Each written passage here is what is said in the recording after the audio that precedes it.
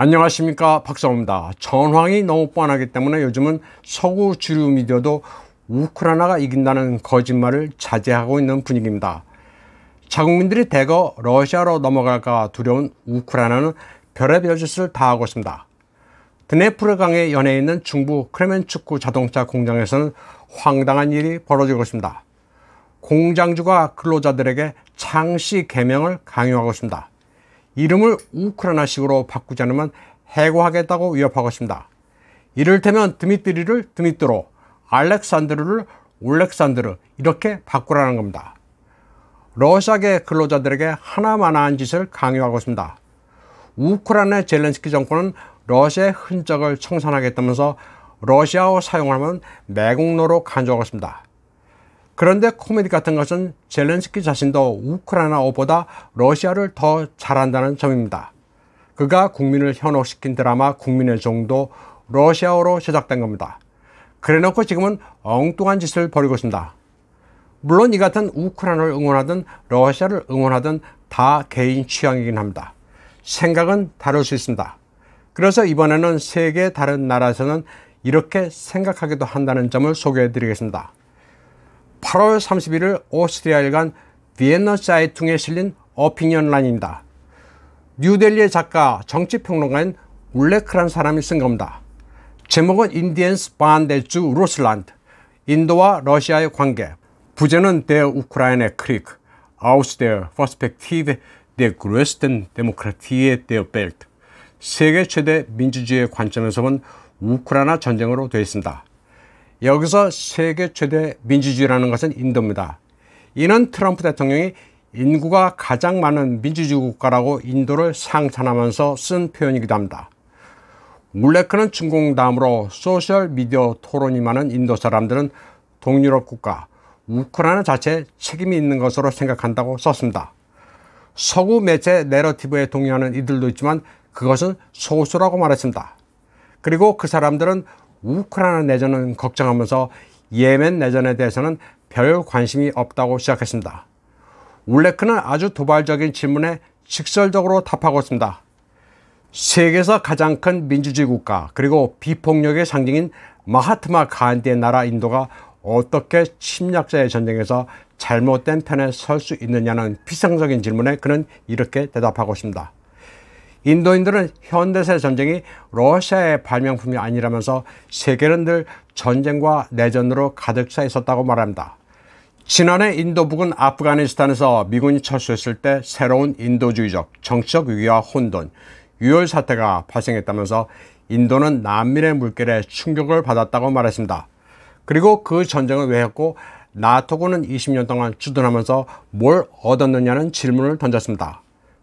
또 이라크 침공 이후 주둔한 나토군은 존재하지도 않았던 대량 살상 무기를 인용하면서 민주주의를 세웠다고 하는데 이에 대해 인도인은 감동을 받았다고 비꼬았습니다. 또 5.1 전쟁은 중동을 화약통으로 만들었고 우크라이나 사태 훨씬 이전인 2014년 예멘에서는 여러 이해가 엇갈린 다면적 전쟁이 시작됐다고 말했습니다. 그리고 사우디는 미국 무기에 의존하고 있었기 때문에 미국도 순진한 구경꾼은 아니었다고 지적했습니다. 전쟁이 나쁘다고는 하지만 민주주의를 세운다는 미명하에 치러지는 전쟁은 그보다 훨씬 더 나쁘고 악마적이라고 그는 지적했습니다. 울레크는 또 인도 사람들은 2020년에 사망한 러시아 전문가 스티븐 코헨이나 존 미어샤이머 교수의 이야기를 경청한다고 말했습니다. 그는 그러면서 많은 인도인들이 존 미어샤이머 교수의 2015년 유튜브 강의 Why is Ukraine's Fault를 봤다고 말했습니다. 존 미어샤이머 교수 역시 스티븐 코헨처럼 나토가 러시아를 포위하려는 시도의 결과로 우크라이나에서 전쟁이 일어날 것이라고 예측한 점에 인도인들은 주목하고 있습니다. 울레크는 그러면서 인도인들은 전문가가 아니어도 이런 질문들을 한다고 말했습니다. 인도인들 참 대단한 것 같습니다. 한국에서는 존 미어샤이머라고 하면 침략을 옹호한다면서 발작을 일으키는 사람도 있습니다. 울레크는 멕시코에 중공군 공군기지가 있다면 미국이 이를 용인할 수 있겠느냐. 또 나토가 우크라이나를 회원국으로 원했는데 왜 지금까지 질질 끌어냈냐. 왜 미국은 러시아가 피를 흘리도록 하기 위해 우크라이나를 장기말로 사용하느냐. 왜 유럽은 그토록 미국을 추종하는가. 이런 질문들은 인도의 세미나와 소셜미디어에서 아주 흔하고 일반적인 질문이라고 그는 말했습니다. 울레크는 또 마하트마 간디의 사례도 설명하면서 도덕성 문제도 언급했습니다. 비폭력주의자인 간디는 전쟁으로 평화를 얻을 수 없다고 믿었습니다. 그는 인도인들이 종교 문제로 괴물처럼 싸웠을 때 그들의 죄를 위해 죽었고, 그의 죽음은 1947년 영국 식민주의자의 퇴각으로 분열된 인도의 평화를 가져왔다고 말했습니다. 그러면서 인도의 입장은 분명하다고 말했습니다. 서방이 외교 동맹국의 도덕성을 따지지 않는 것처럼 인도도 마찬가지 입장이라고 말했습니다.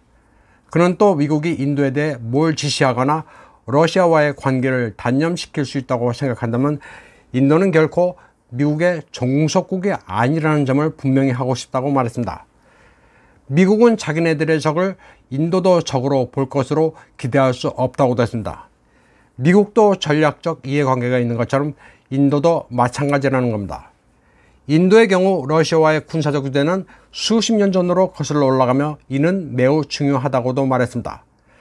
그러면서 유럽 국가들이 러시아산 가스를 살 수 있다면 이번 기회에 인도는 더 저렴한 가격에 살 수 있다고 말했습니다. 그리고 이 같은 인도-러시아 관계에 대해 인도인들 대다수는 정부를 지지할 가능성이 높다고도 평가했습니다. 러시아는 역사적으로 1947년 카시미르 분쟁, 1961년 고아 분쟁, 1971년 방글라데시 문제와 관련해 서방과 달리 인도를 지지해왔다는 점도 거론했습니다. 소비에트 시절과 러시아는 체제가 다르기는 하지만 인도는 여전히 크렘린과 강력한 군사 외교 관계를 가지고 있습니다. 국제관계는 인간관계와 같습니다. 인도에서는 구소련의 정책을 기억하는 옛날 지도자들, 특히 퇴역 군인들은 인도의 위기 상황에서 친구와 멘토를 저버려서는 안 된다고 공개적으로 발언하고 있다고 그는 말했습니다.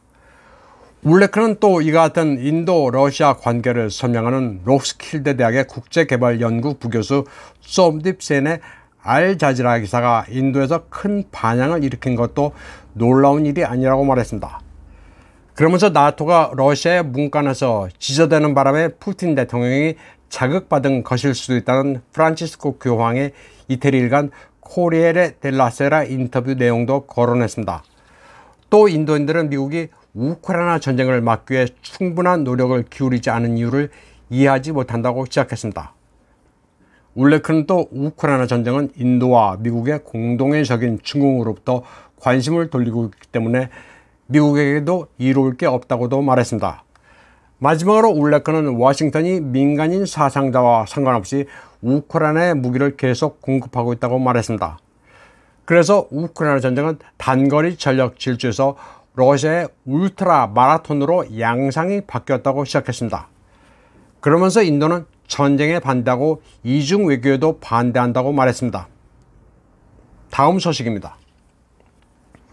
사흘 동안의 유지 보수를 마치고 재개될 예정이던 노르드스트림 1을 러시아가 다시 잠갔습니다.